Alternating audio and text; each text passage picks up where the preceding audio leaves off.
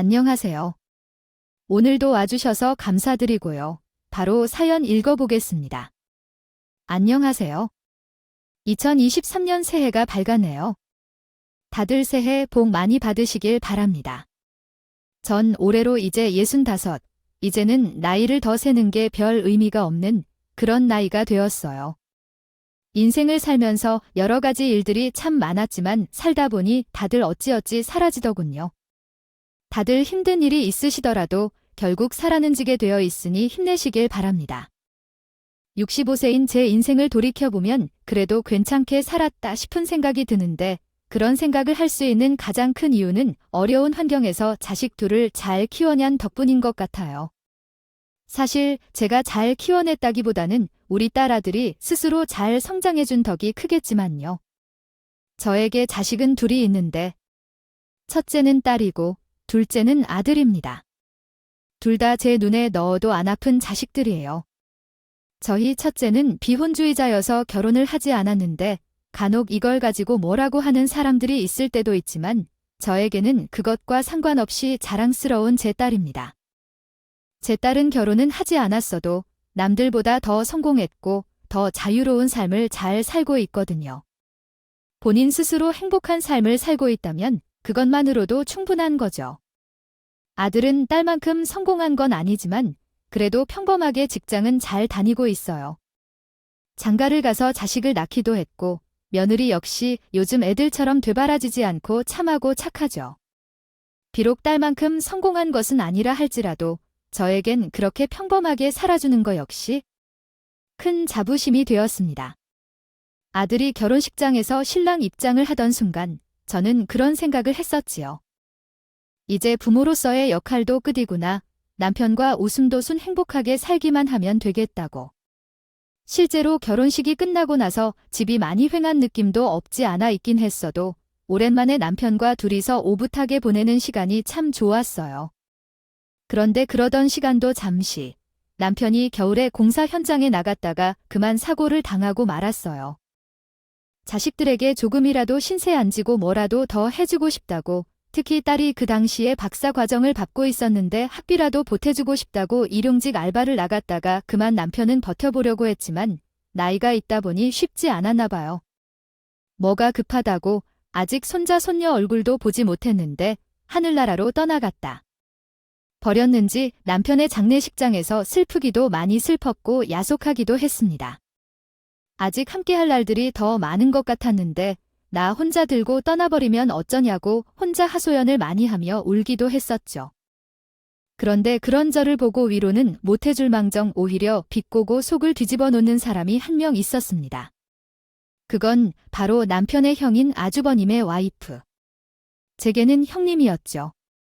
남편에게는 위로 형이 한 명 있고 밑으로 여동생이 3명 있었는데 그 형제들도 다 저를 위로만 해주고 있었는데 어째서 그 형님은 저한테 그러신 건지 사실 형님은 애초에 그 이전부터 아니 처음 만났을 때부터 저를 못 잡아먹어서 안 다닌 사람이긴 했습니다. 결혼하기 전 처음 시가에 인사드리러 갔을 때가 형님과의 첫 만남이었는데 시부모님을 포함한 시가 식구들 모두에게서 받지 못한 시댁살이 느낌을 형님에게서 받았어요. 저의 개인적인 부분들이나 가족사, 집안 부분들을 코치코치 캐묻는 건 형인 분이었거든요. 제가 대학을 진학하진 못했다는 말에 대학을 안 나왔다고 난 가방 근처에 본 사람들이랑은 얘기 안 통하는데 그래도 상식은 어느 정도 있긴 한 거지. 대학을 안 나온 사람은 어느 정도 지식이 있을지 감이 안 잡혀서 말이야. 이런 식으로 비꼬기까지 하셨죠. 시가댁 식구들이 무슨 그런 농담을 하냐면서 웃어넘기긴 했으나 전 너무 창피해서 얼굴이 빨갛게 달아올라고 그 자리가 너무 불편해서 식은땀이 흐르기도 했어요. 그 뒤에도 자긴 유명한 여대를 나왔다고 잘난 척을 해대면서 저를 은근히 내리깔기 시작하더군요. 아, 거기다 생각해보니 형님이 저에게 처음으로 반말을 하기 시작했던 게 제가요.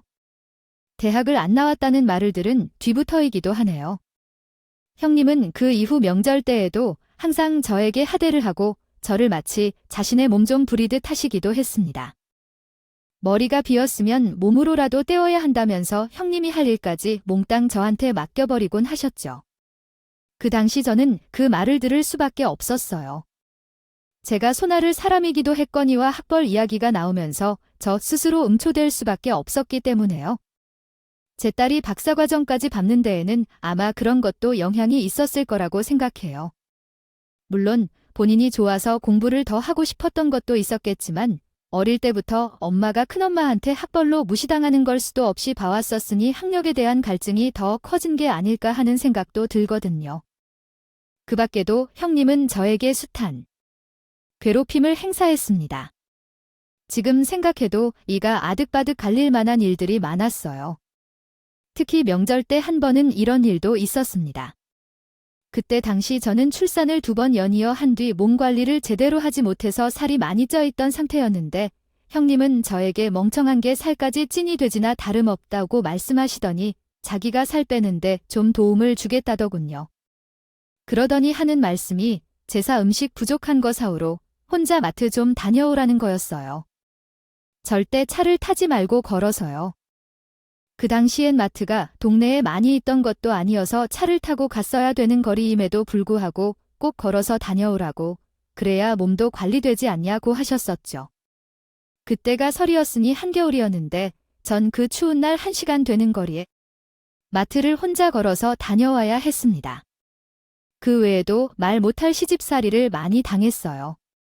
그런데 그랬던 사람이 장례식장까지 와서 사람 속을 뒤집을 줄이야.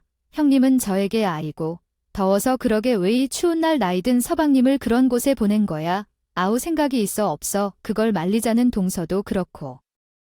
또 결혼도 안 하고 박사나 불행히 한다고 까불어서는 지아비를 공사장에 내면 동서 따위도 그렇고 다 생각이 없다니까. 아니 여자가 학벌 길면 뭐 하냐고 지아비를 저 세상 가게 만들었는데 동서랑 동서 딸이 서방님 잡아먹은 거야. 알아, 저승사자가 따로 없다. 따로 없어. 이렇게 말하는데 물론 사실 따져보면 완전히 틀린 말이 아닌 것 같기도 했어요. 애초에 남편이 사고를 당한 뒤 내가 무례하지 말라고 말렸어야 했다고 후회하기도 했거든요. 하지만 제 딸은 무슨 잘못이 있어서 저런 소리를 들어야 하나요? 제 욕을 하는 건 그렇다고 쳐도 제 딸한테까지 모욕을 주는 소리를 들으니 참을 수가 없더군요. 평소였으면 저도 얌전히 있었을 텐데 그 순간에는 눈이 뒤집혀서 저도 형님한테 한마디 싸주었습니다. 아니 형님, 무슨 말씀을 그렇게 하세요? 그게 지금 장례식장에 와서 남편을 잃은 사람한테 하실 소린가요? 그래요. 저도 후회는 하고 있어요.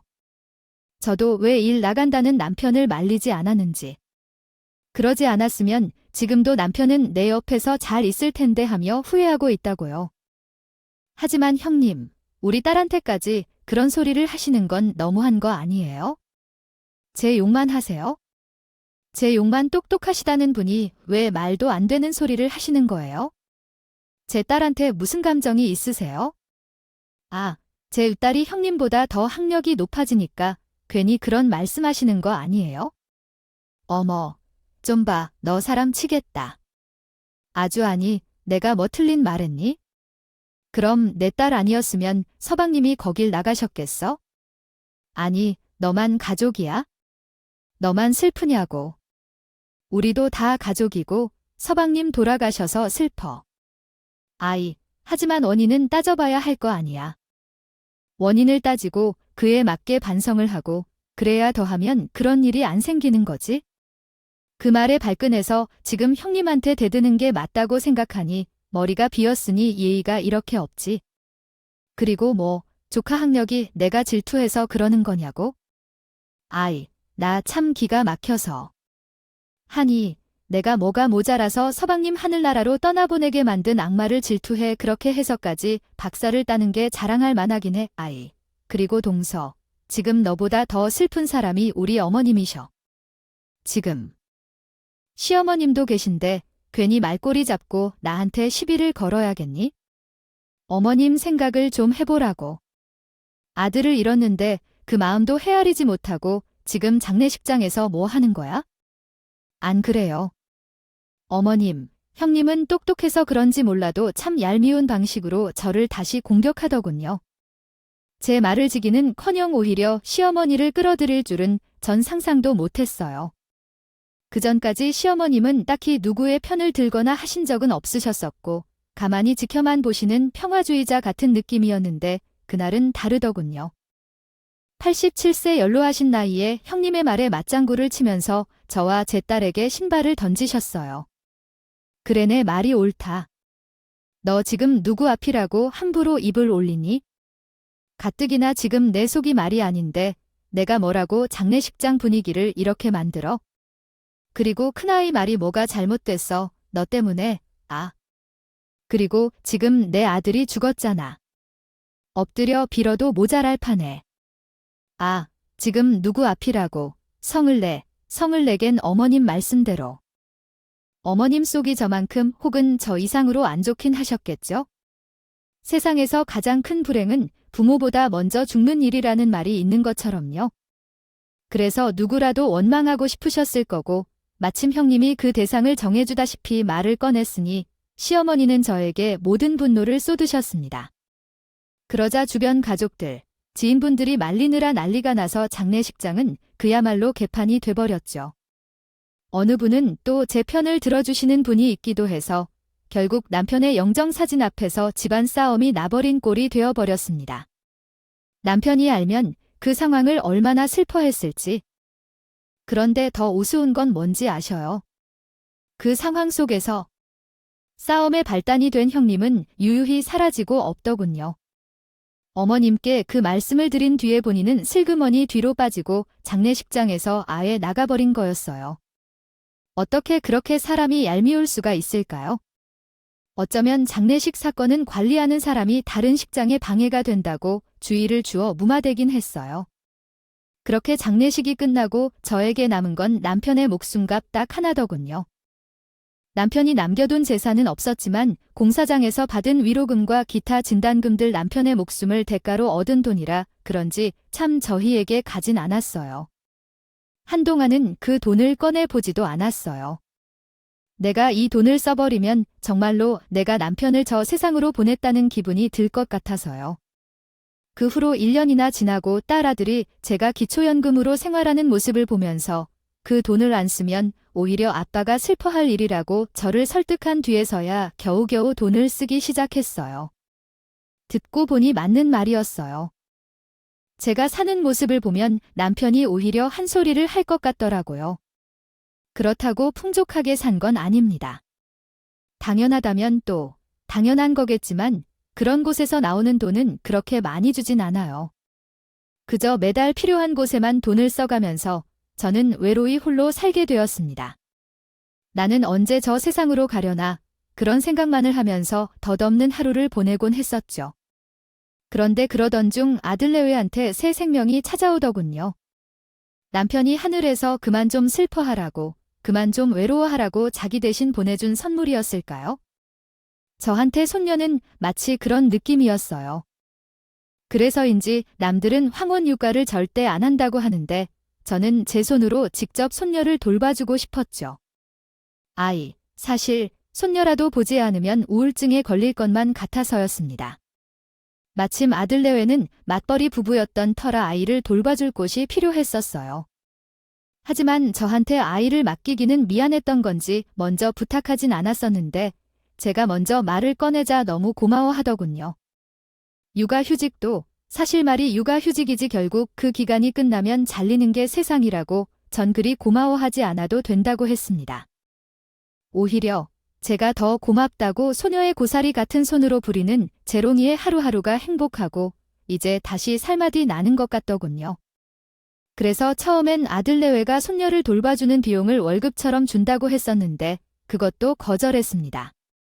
제가 무슨 부모도 아니고 그저 손녀를 봐주는 것뿐인데 무슨 돈이 필요하겠어요. 다만 그냥 신세만 질 수 없다고 생각한 건지 아들내외는 소소하게 용돈을 매달 주겠다고 하길래 알겠다고 했습니다. 다만 그 돈은 이런 한 푼도 쓰지 않고 다 적중했어요. 나중에 손녀한테 꼭 필요한 것이 있으면 그 돈을 주기 위해서요. 소녀는 하루가 다르게 빨리 자랐어요. 아니, 사실 그만큼 제 시간이 빨리 간 거였겠죠.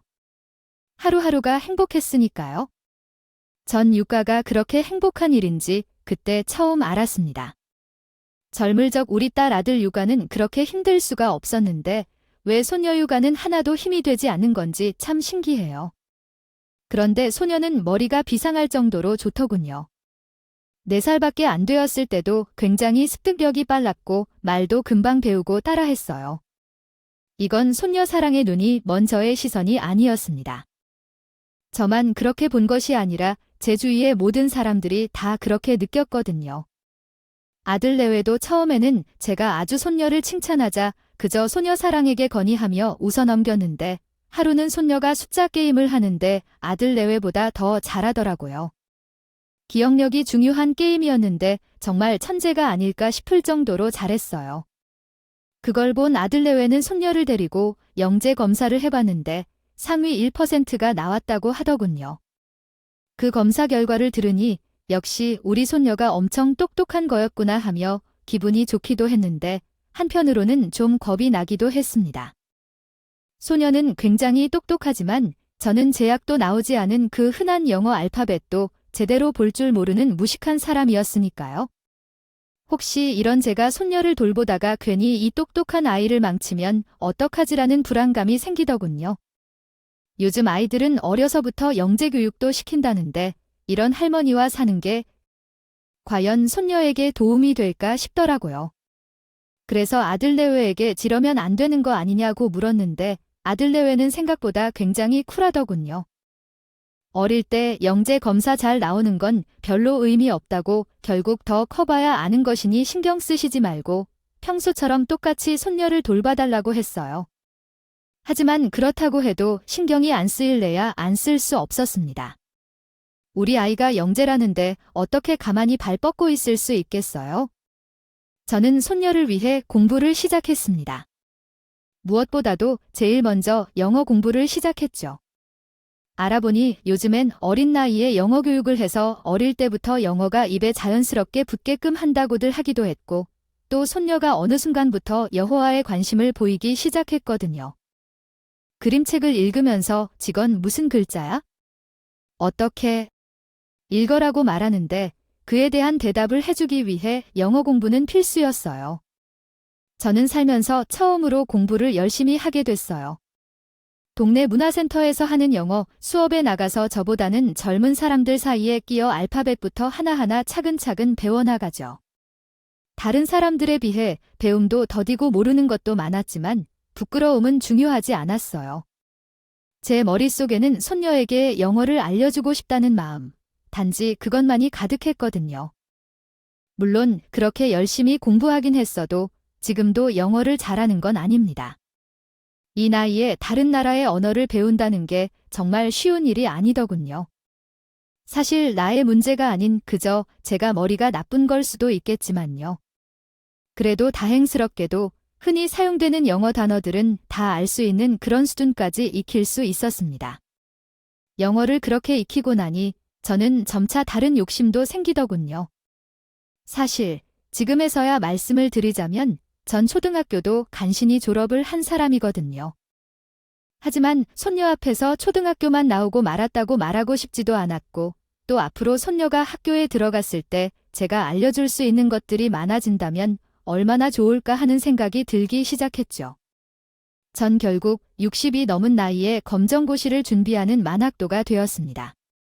공부를 하면서 느낀 건데 저는 참 부끄럽게 살았던 것 같아요. 지식이라는 건 그냥 사는데 별로 필요 없는 것들이라고 생각했었는데 배워보니 그게 아니더군요. 특히 역사를 배우면 배울수록 내가 왜 이런 사실도 모른 채 여태껏 한국에 살았을까 하는 생각도 들더라고요. 배우고 나니 이 땅에는 훌륭한 사람들이 많이 살았다는 걸 느낄 수도 있었고 자부심도 생겼어요. 그리고 왜 사극에서 재미로만 봤던 내용들을 한층 더 깊게 이해할 수 있게 되어서 재미도 있었습니다.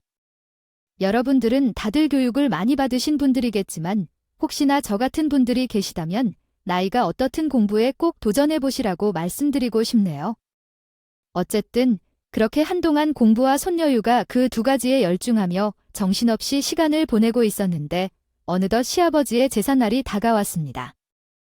남편의 장례식 이후로는 시어머니나 형님과의 관계가 불편해서 이 핑계에 저 핑계 대며 가지 않곤 했었는데 이번에는 도저히 가지 않을 수가 없더군요. 손녀 핑계를 대보긴 했지만 이제 손녀도 다 컸는데 적당히 하지. 언제까지 나한테 다 떠넘길 셈이야.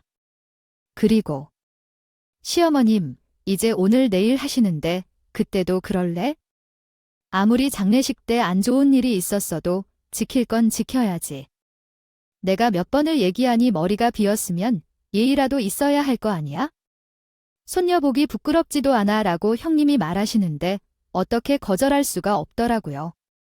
사실 맞는 말이었어요. 관계가 서먹해진 건 서먹해진 거고 시아버지의 제사는 시아버지의 제사이니까요. 전 결국 손녀를 데리고 시아버지의 제삿날 큰집인 아주버님 댁으로 갔습니다. 막상 가고 나니 시어머님은 별 말씀이 없으시더군요. 시간이 많이 지나서 저에 대한 원망도 잊히신 건지 아니면 감정을 추스르고 나니 저희의 탓이 아니라는 걸 깨달으신 건지 모르겠지만 그래 왔니라는 말 이외에는 별 말씀이 없으셨습니다. 물론 그렇다고 사과를 하신 건 아니었지만요. 아들 내외는 일을 마치고 저녁에 온다고 했고 전 제사 음식을 준비하기 시작했어요. 소녀는 똑똑한 아이답게 상황을 이해하고 혼자서도 잘 놀고 있더군요. 그러다가 준비를 어느 정도 다 마치고 짬이 나서 손녀를 보러 갔죠. 소녀는 혼자서 영어로 된 동화책을 읽고 있더군요.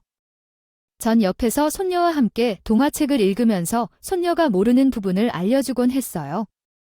사실 손녀는 똑똑해서 모르는 부분이 거의 없었지만 그래도 소녀는 제가 무언가를 알려주는 사실 자체가 좋았던 건지 괜히 쓸데없는 걸 물어본 뒤 할머니는 진짜 똑똑하다고 칭찬을 해주곤 했습니다. 어린데도 참 속이 깊은 아이예요. 그런데 그날 역시 또 형님이 와서는 그 좋은 분위기에 초를 치더군요. 와서 잠시 기웃기웃 거리다가 영어책을 읽는 것을 확인하고는 지금 누가 누굴 가르치는 거야? 난 이대를 나왔는데도 우리 손주들 못 가르쳐 나보다 더 큰 위인이 될 아이들이어서 조심스럽다고. 근데 동서, 너는 5살만도 못하잖아. 알파벳은 제대로 읽을 줄 알긴 하는 거야? 아주 꼴값을 떨어라. 꼴값을 떨어. 괜히 옆에서 같이 읽어주는 척하지 말고. 아니, 그냥 혼자 내버려둬. 요즘 애들은 다 똑똑해서 동서와는 다르게 그런 거 잘 알거든. 이렇게 말하더군요. 참 다른 사람도 아니고 어떻게 손녀 앞에서 그렇게 개망신을 주는 건지. 전 너무 창피했습니다. 그때 제가 정말 영어를 모르는 상태가 아니었지만 적어도 초절이라는 것 자체는 사실이었으니까요. 너무 창피해서 전 아무 말도 못하고 그저 우물쭈물하고 있었는데 오히려 손녀딸이 나서더군요. 아이가 워낙 영특하다 보니 상황 판단도 빠르고 분위기도 금방 눈치를 챈 거겠죠? 큰할머니는 왜 우리 할머니한테 뭐라 그래요? 우리 할머니 영어 잘해요. 어머, 그러니네 앞이라고 잘하는 척하는 거 아니에요? 어쨌든 조심하세요. 할머니가 알려준 거 잘못된 걸 수도 있어? 아니에요. 우리 할머니 똑똑해서 모르는 거 없어요. 뭐, 똑똑. 아이고 배야. 네, 너 똑똑하다더니 그래도 애는 애구나. 초등학교 졸업밖에 못했어 네. 할머니, 어린 너한테는 똑똑해 보여 줄 몰라도 세상에서는 멍청이야. 멍청이 아니라고요. 학교가 다가 아니잖아요. 그럼 큰할머니는 대학교 나왔어요. 난 우리나라에서 유명한 대학 나왔단다. 너도 그 학교 가려면 열심히 공부해야 할 걸. 우리 고모는 대학원이라는 것도 나왔고 박사님이라던데요. 큰할머니는 그럼 그것보다 좋은 곳 한 거예요. 아니, 그건 우리 고모보다 좋은 곳 나왔냐고요? 우리 할머니는 우리 고모 박사로 만들어주셨는데 큰할머니는 그렇게 하셨어요. 참, 애가 친할머니를 닮았나. 버르장머리가 없네? 이봐, 동서, 내가 몇 번을 말해야 해? 머리가 비었으면 얘를 가지라고 손녀가 동서하는 걸 보고 배워서 지금으로 나한테 대들려고 하잖아요. 아우, 참나, 기가 막혀서 교육 똑바로 안 시켜. 아휴, 형님, 그만하세요. 5살 어린애랑 말싸움하고 싶으세요? 형님이야말로 정말 유치하기 짝이 없으셔요. 지금 다 그 어른이 뭐 하는 거냐고요? 우리 할머니한테 그러지 말라고요. 큰 할머니는 더 나쁜 짓 했잖아요. 무슨 소리야? 내가 나쁜 짓을 했더니? 내가 무슨 나쁜 짓을 해? 제가 다 봤거든요. 우리 할머니가 음식하시는 동안 큰 할머니 소파에서 무슨 짓을 하고 계시는지 다 봤다고요. 저는 손녀가 갑자기 무슨 소리를 하나 싶었어요. 전 큰 할머니가 더 나쁜 짓을 했다 하길래 남을 헐뜯고 몰아세우는 잘못된 행동을 하는 걸 꼬집는 줄 알았어요. 그런데 갑자기 뜬금없이 소파에서 무슨 짓을 했다고 하니 어리둥절할 수밖에 없었지요. 그래서 전 손녀에게 큰 할머니가 무슨 짓을 한 건지 물어봤습니다.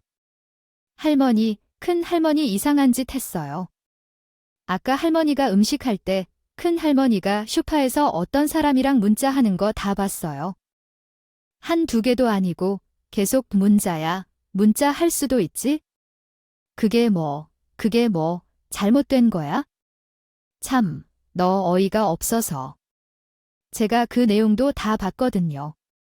저 한글 다 읽을 줄 알아요? 아까 분명 빨리 내 계좌로 돈 보내줘. 그리고 제주도 호텔에서 만나자라고 문자가 왔었고 큰할머니는 걱정하지 말라고 보내셨잖아요. 빨리 봤으면 좋겠다. 급하다 그런 말까지 하면서요. 그게 무슨 소리야? 내가 언제, 제가 다 봤다니까요. 증거 있어? 너 내 핸드폰 확인해봐서 문자 기록 없으면 어떡할래? 벌이라도 받을래? 어린애가 어른 함부로 모함하면 진짜 못된 사람이 돼. 모함 아니에요? 그리고 핸드폰에 문자 안 남아 있어요. 아까 큰할머니가 은행 앱으로 돈 보내고 나서 문자 목록까지 지우는 것도 다 봤어요. 빨리 내 계좌로 돈 보내줘. 그리고 제주도 호텔에서 만나자라는 문자를 봤다고 손녀딸이 그렇게까지 말하자 저는 의심이 들기 시작했습니다. 우리 손녀는 여태까지 한 번도 거짓말을 해본 적이 없어요. 애초에 잘못한 적이 없을 정도로 영특하기도 했지만 혹시나 실수로 잘못을 했더라도 죄송하다고 말하곤 하던 아이였습니다. 만약 손녀딸이 말한 것이 사실이라면 형님은 누군가와 바람을 피우고 있었던 거겠죠. 그렇지 않고서야 제주도 호텔에서 만나자던가 빨리 봤으면 좋겠다든가 돈을 주고 받는다던가 하진 않았을 테니까요. 하지만 형님은 계속 손녀의 말을 부정하고 오히려 길길이 날뛰며 제 손녀를 혼내기 시작했어요.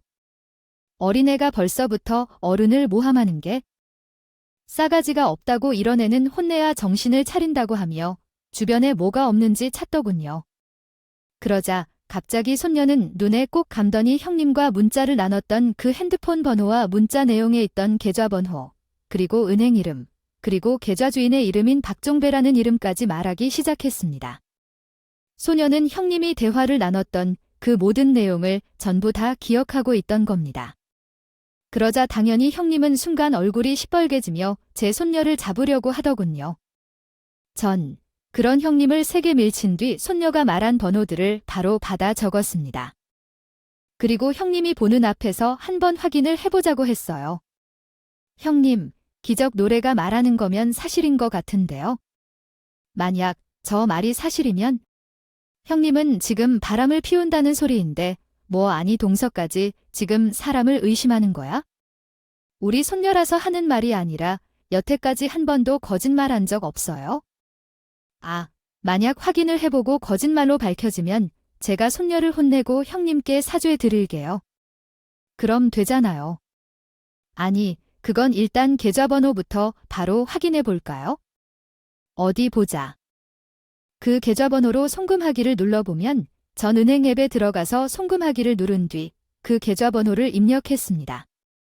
그러자 확인차 나오는 그 계좌의 주인 이름은 놀랍게도 손녀가 말한 이름과 똑같더군요. 박종배. 손녀가 말한 그 이름이었어요.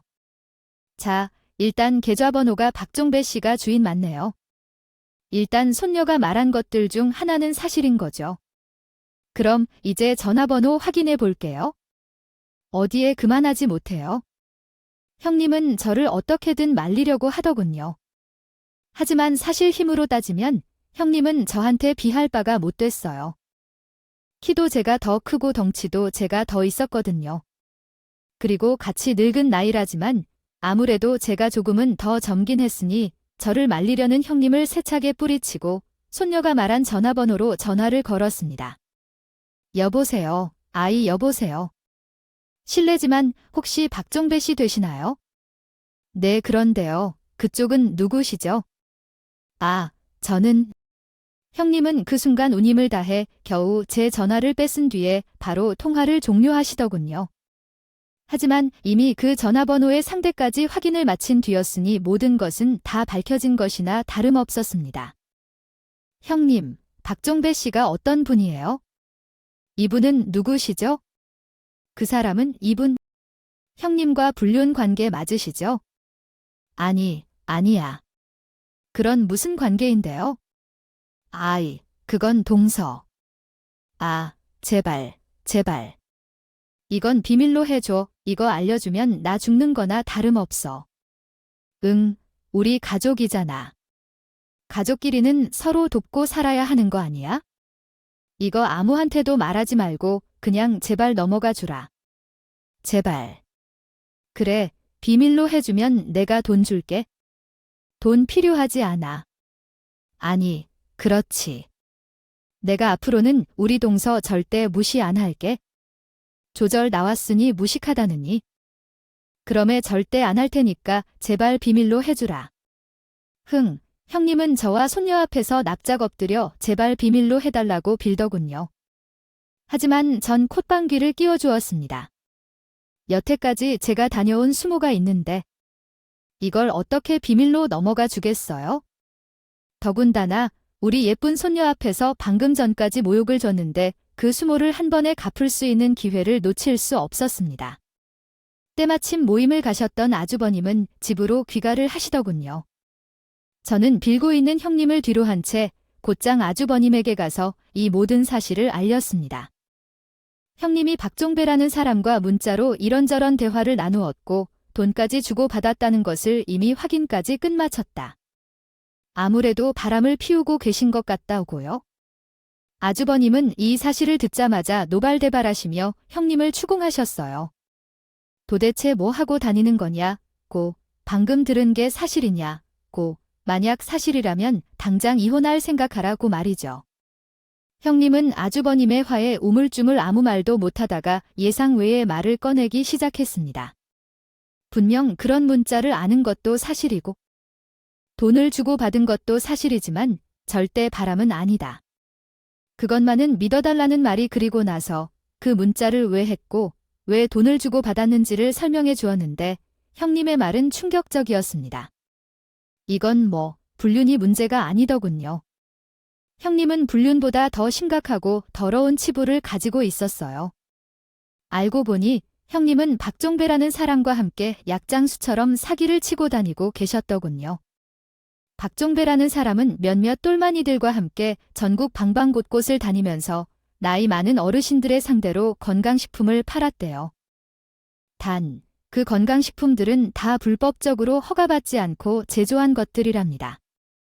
정확히 말하자면 성분 내용을 사기치고 허가도 받지 않은 뒤에 비싼 가격에 팔고 다녔던 거죠. 그리고 그 사람이 그 건강식품을 만들 수 있도록 돈을 대준 사람. 즉, 물주가 바로 형님이었습니다.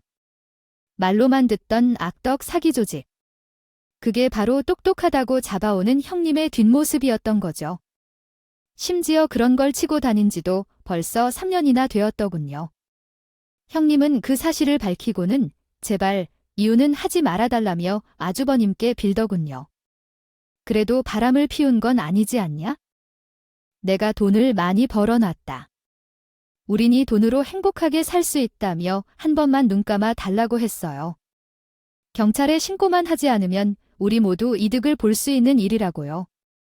하지만 저는 물론 이건희와 아주버님 역시 그런 걸 도저히 받아들일 수 없다고 하시더군요. 굶어 죽더라도 자기는 하늘의 떳떳한 사람이 되고 싶다고 이제 살 날이 많이 남은 것도 아닌데 더러운 짓을 함께하기 싫다고. 그리고 그동안 잘난 척은 하더라도 현명한 아내라고 생각했는데 이젠 도저히 함께 살 수 없을 것 같다고 하셨어요. 더러운 범죄자와 함께 하고 싶지 않으시다는 거죠. 전 그 똑똑하다는 형님이 왜 그랬을까 참 궁금했습니다. 왜 사기를 치고 다녔을까 보다. 그 상황에서 차라리 불륜이라고 하는 게 낫지? 왜 사기를 치고 다닌다는 걸 스스로 까발렸는지가 이해가 가지 않았어요. 결국 아주버님도 결정을 내리셨고 형님은 형을 받게 되었습니다. 공범인 박종배 역시 형을 받게 된 건 당연한 일이었고요. 그리고 아주버님의 이혼 소송마저 이어졌죠. 똑똑하다고 자부심을 가지던 형님은 그 과정에서 참 많이 망가지시더군요. 뭐랄까, 인간의 찌든 모습을 있는 그대로 드러냈다고 해야 할까요? 처음에는 그나마 잘못을 인정하는 듯 피해자들을 찾아가 무릎이 닳도록 싹싹 빌기도 하고 저와 아주버님에게도 계속 사죄를 했었어요.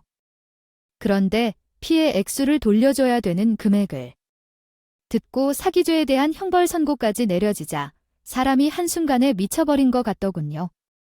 자기 머리카락을 죄다 뜯어 잡으며 광기에 사로잡혀서 내가 뭐가 나빠 멍청하게 사기를 당한 사람들이 잘못인 거지? 내가 똑똑하니까 이렇게 돈을 벌 수 있었던 것뿐이라고. 내가 왜 이혼을 당해야 해? 내가 피해를 준 게 뭐가 있는데? 난 돈을 벌기만 한 건데. 내가 왜 억울해? 이렇게 미친 듯이 외치는 형님을 보니 정말 사람이 무섭다는 생각이 들었어요. 사람이 저렇게까지 변할 수도 있구나 하고요. 아니, 어쩌면 변한 게 아니라 본성이 드러난 것일지도 모르겠네요. 몇십 년 전 저를 처음 만났을 때부터 형님은 저에게 내면의 악한 모습을 내비쳐 왔으니까요. 이 일을 계기로 전 소녀에게 지식도 좋지만 반드시 착하게 살아야 한다고 다른 사람에게 피해주는 게 아니라 도움을 주는 그런 아름다운 세상을 만드는데 일조하는 사람이 되어야 한다고 가르쳤어요. 아마도 그렇게 될 수 있겠죠? 제 딸이 제가 고통받는 모습을 보며 박사가 된 것처럼 손녀는 이 모습을 보며 창념 삼아 훌륭한 사람이 되는 그런 미래가 꼭 왔으면 좋겠습니다. 저 역시 늙었지만 소녀에게 부끄럽지 않은 사람이 되도록 노력할 거예요. 일단 검정고시도 끝내고 나중에는 가능하다면 대학도 도전을 해서 사회에 도움이 되는 사람이 되도록 하려고요. 소녀가 사는 세상이 조금이라도 더 살기 좋은 세상이 될 수 있도록요. 제 비루한 이야기지만 끝까지 들어주셔서 감사합니다. 모두들 복된 날들만 가득하시길 바랍니다. 지금까지 커피앤톡이었습니다. 오늘도 끝까지 함께 해주셔서 감사하고요. 다음 영상으로 또 찾아뵙겠습니다.